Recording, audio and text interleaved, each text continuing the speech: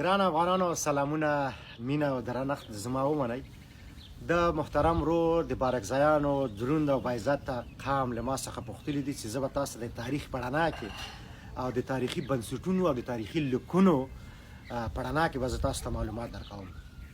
عزیزانو، بارکزیان چې دي په اصل کې د پښتنو په سربن ګروپ پورې تړاو لري، یعنې دوی سربني دي چې بیا که کته راسو ترین او بالاخره دوی ابدالیان یا هماغه دورانیان چې ورته ویل کېږي دوی دورانیان.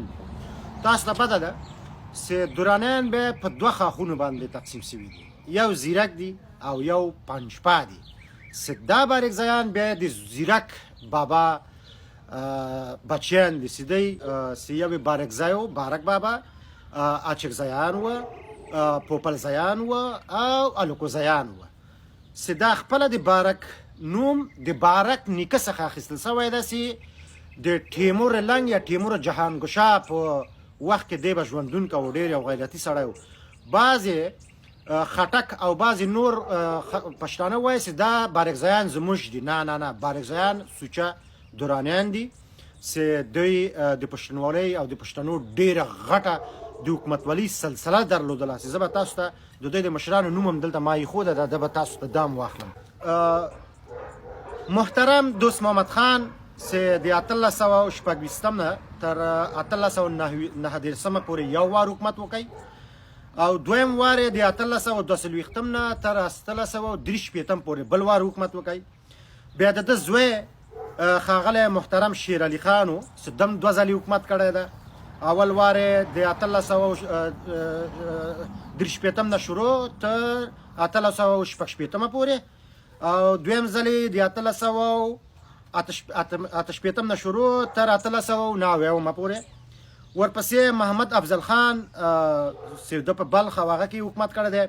ورپسې ښاغلی محترم محمد یعقوب خان چې په 1899 کې حکومت کړی دی. ورپسې عبدالرحمن خان زمونږ او تاسو ویاړلی مشر چې ډېر خلک ورباندې انتقادونه کوي، خو زه ورباندې انتقاد نه کوم، په ما ګران ده. چې په د 1888 نه تر 1901 پورې ده حکومت کړی. ایوب خان، محترم ایوب خان چې په 1888 کې ده حکومت کړی.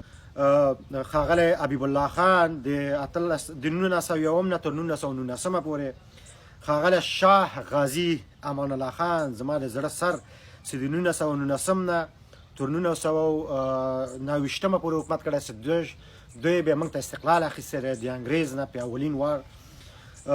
ښاغلی شاه عنایت الله، ښاغلی علي احمد خان، محمد نادر شاه خان چې د 1929 نه تر 1933 پورې او اعلی حضرت محترم او باعزته تر ټولو پر ما ګران ده محمد ظاهر شاه خان چې د 1933 نه تر 1993 پورې ده حکومت کړی ده. ظاهر شاه خان 40 کاله حکومت وکړي په زرګونو فابریکې، یعنې که زه د ده د لاسه وړلو تاسو ته ووایم 3 ورځې وخت به ونیسي او دې 40 کالو کې په پوره افغانستان کې یو ټک چا ونه کوي.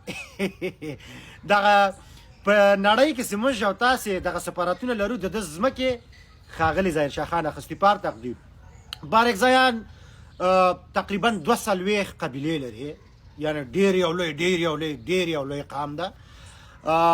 دا بارکزیان چې دي د سپورت په برخه کې ډېر ویاړلي شخصیتونه لري، د نظام په برخه کې په سلګونو جنرالان لري، د اقتصاد په برخه کې په زرګونو تجاران لري ډېر غټ، او همداسې په فرهنګي او کلتوري او په ادب برخه کې ډېر زیات مشران لري چې ډېر وخت نیسي د دوی نومونه تاسو ته واخلمه. په ښځو برخه کې ډېرې ویاړلې مېرمنې د ده قام په منځ کې وې چې د ښځې حقونو لپاره یې مبارزې کولې، وزیرانې وې.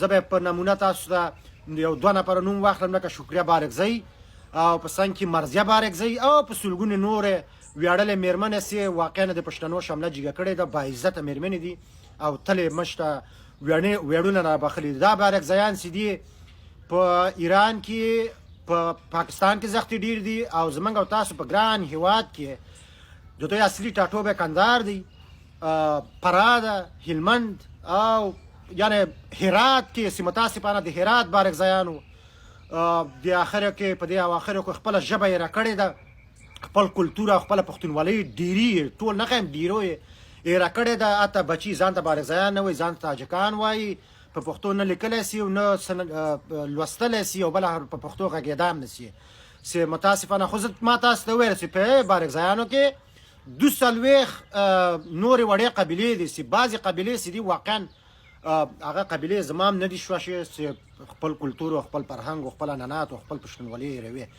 نو بارغزیانو تاسو د سترګو ته ورسئ تاسو خو د هېواد پاچایان یاست او ډېره اوږدمهاله پاچاهي تاسو کړې ده نو قربان اوسم باعزته اوسئ په مخه م ښه شه په الله م سپارم